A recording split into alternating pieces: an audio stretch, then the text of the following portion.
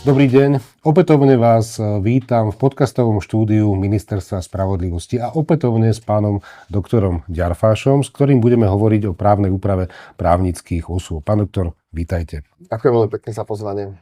A prečo bolo potrebné meniť právnu úpravu právnických osôb? Ja by som možno začal tak trochu zoširoka takou metaforou.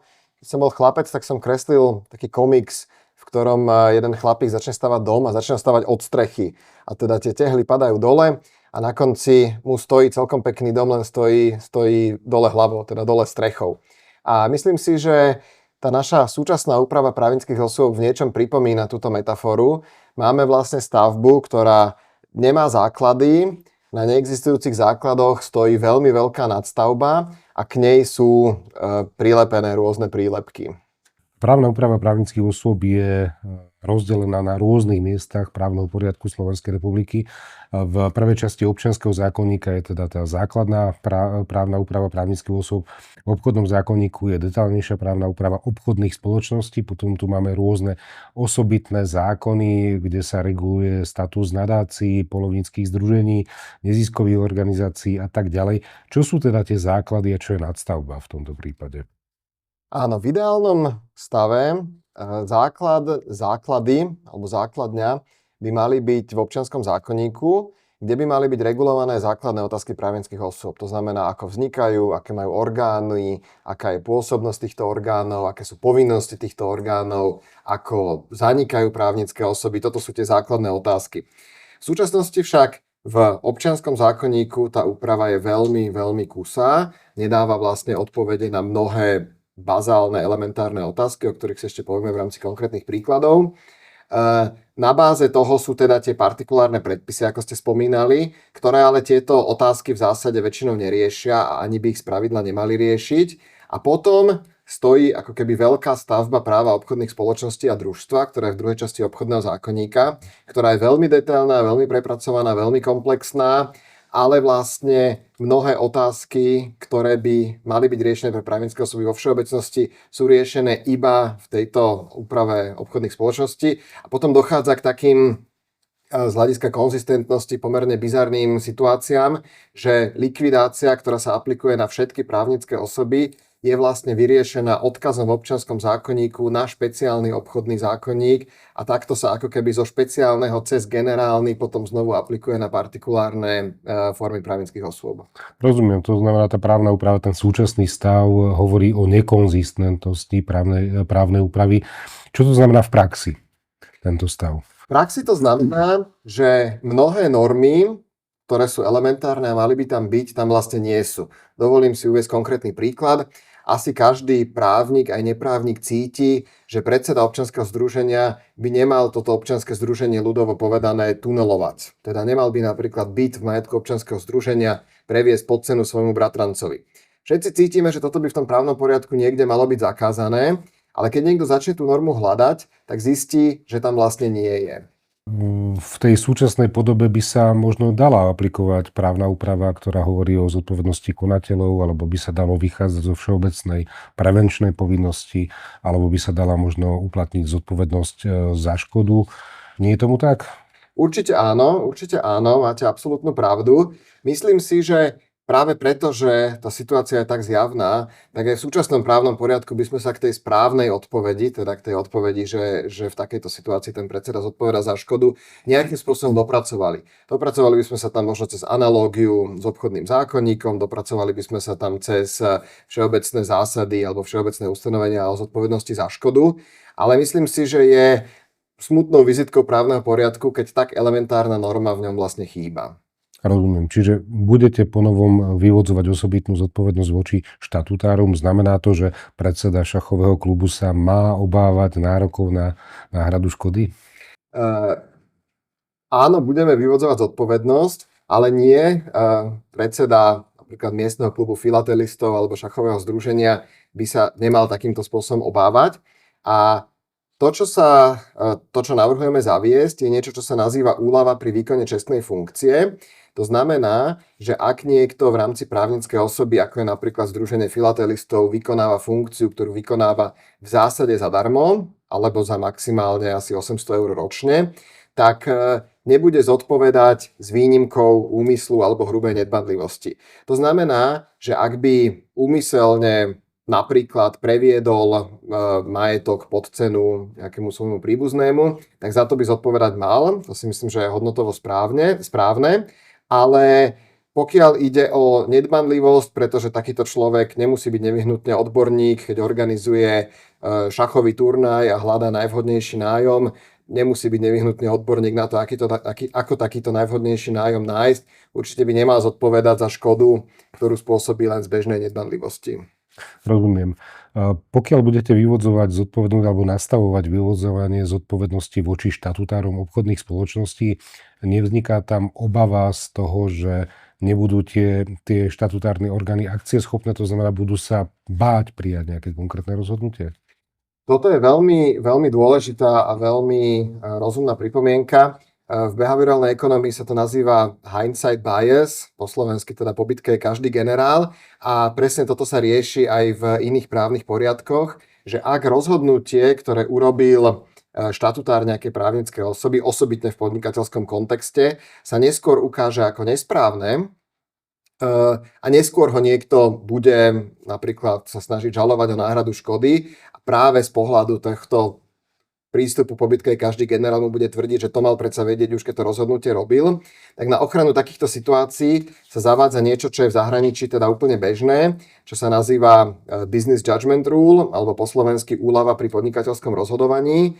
A znamená to, že pokiaľ v tom čase, keď to rozhodnutie robil, v dobrej viere zobral do úvahy všetky relevantné informácie, nemal by byť neskôr ťahaný na zodpovednosť za niečo, čo sa až dodatočne ukázalo, ako možno nie je správne rozhodnutie.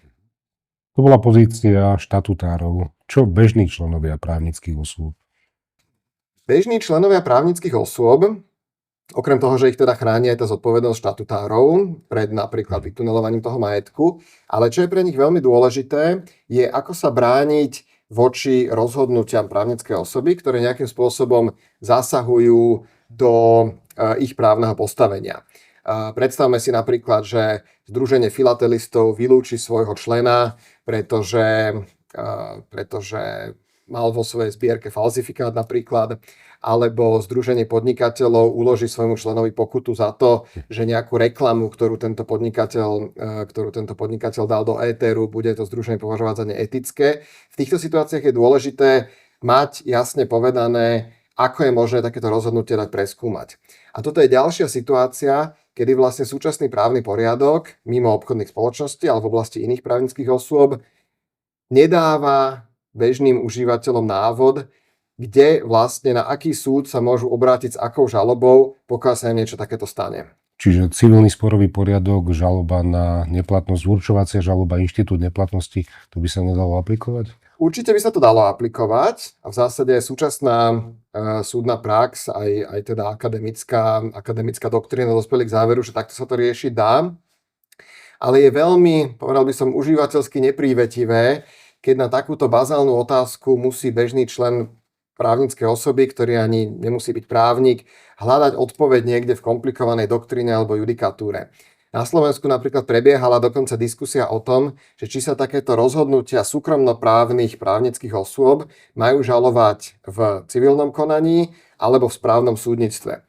Samozrejme nezmysel, aby sa to žalovalo v správnom súdnictve, pretože to nie sú orgány verejnej moci a k tomu nakoniec aj sa dospelo, ale vôbec to, že takúto otázku, teda že takúto diskusiu bolo potrebné viesť, že takáto otázka nemala jasnú odpoveď, nie je ideálne pre právny poriadok a ten návrh by mal túto odpoveď dávať pomerne jednoznačne a užívateľsky prívetivo tam, kde by ju teda bežný užívateľ hľadal. Rozumiem. Nový občiansky zákonník bude pracovať veľmi rozsiahlo aj s konceptom dobromyselnosti, konceptom dobrej miery, to znamená, zavádza sa možnosť dobromyselného nadobudnutia vlastníctva od nevlastníka, respektíve precizuje sa táto úprava, ktorá je momentálne nedostatočná. Premieta sa toto aj do právnej úpravy právnických osôb? Určite áno. Toto je veľmi dôležitá otázka, práve preto, že je to ďalšia, ako keby bazálna otázka, ktorú ten súčasný právny poriadok jasne nerieši, respektíve nedáva na ňu jasnú odpoveď. Pokiaľ máte fyzickú osobu, ktorá napríklad kupuje niečo na dražbe a to, či nadobudne vlastníctvo, sa odvíja od toho, či je dobromyselná, teda napríklad, či vedela, že tá vec bola ukradnutá. Pri fyzickej osobe je to jasné, pretože viete povedať, že čo je vedomosť fyzickej osoby. Pri právnickej osobe je to komplikovanejšie. Právnická osoba má povedzme 3 štatutárov, 2 z nich nevedeli, že tá vec je kradnutá, tretí to vedel. A teraz je otázka, ktorá sa rieši opäť aj v akademickej literatúre, aj v nejakej rozhodovacej praxi, či v takejto situácii tá právnická osoba ako subjekt je alebo nie je dobromyselná.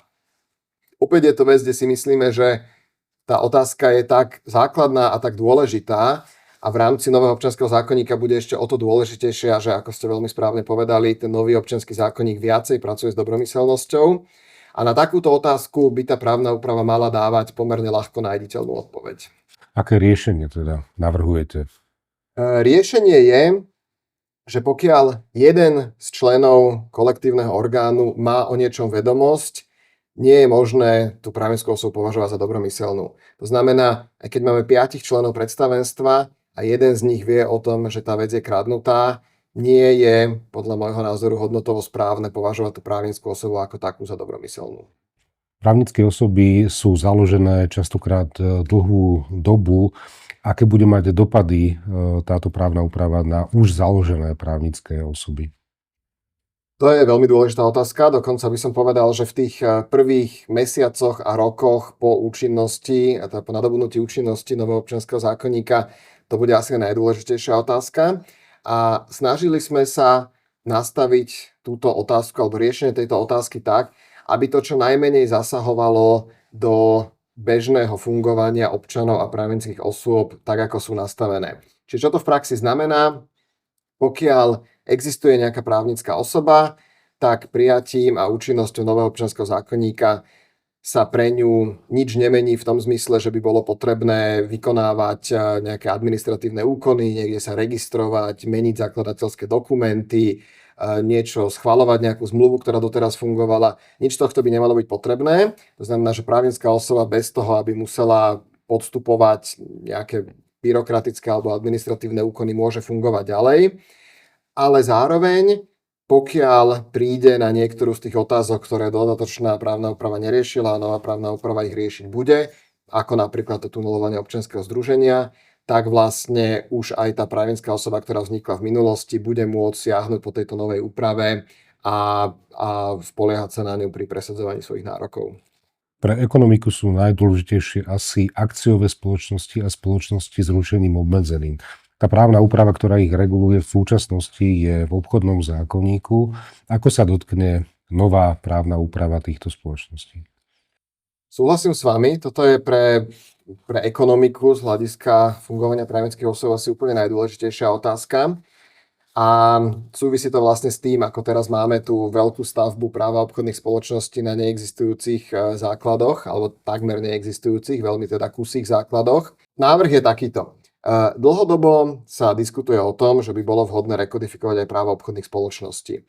Napriek tomu bolo rozhodnuté, že v rámci tohto projektu sa nebude rekodifikovať právo obchodných spoločností. To znamená, že právo obchodných spoločností ostane v zásade bez zmeny. V rámci obchodného zákonníka, teda druhá časť, ktorá upravuje obchodné spoločnosti a družstvo, ostane v zásade bez zmeny. Čiže ideme ako keby postaviť základy pod nejakú existujúcu stavbu, čo sa týka korporátneho práva. Korporátne právo, myslím si, že v druhej väčšine situácií bude fungovať tak, ako fungovalo doteraz na základe tej pomerne komplexnej úpravy, ktorá v obchodnom zákonníku je a ktorá sa teda upravovať nebude. Ale tie drobné medzery, ktoré tam už v súčasnosti sú, ako je napríklad tá otázka, že kedy je obchodná spoločnosť dobromyselná, pri riešení týchto bude možné, aby teda aj korporátne právo siahlo po tom všeobecnom predpise, všeobecnej úprave, ktorá bude v občianskom zákonníku. Čiže pre strednodobú alebo dlhodobú budúcnosť je to nový projekt rekodifikácie práva obchodných spoločností? Myslím si, že áno, dlho sa o tom diskutuje. Myslím si, že ak sa podarí tento projekt, tak rekodifikácia práva obchodných spoločností bude takým ďalším logickým krokom, ale nedá sa všetko urobiť naraz. O právnej úprave právnických osôb sme hovorili s pánom doktorom Ďarfášom. Pán doktor, ďakujem a teším sa na budúce. Dovidenia. Ďakujem aj ja veľmi pekne. Ďakujem.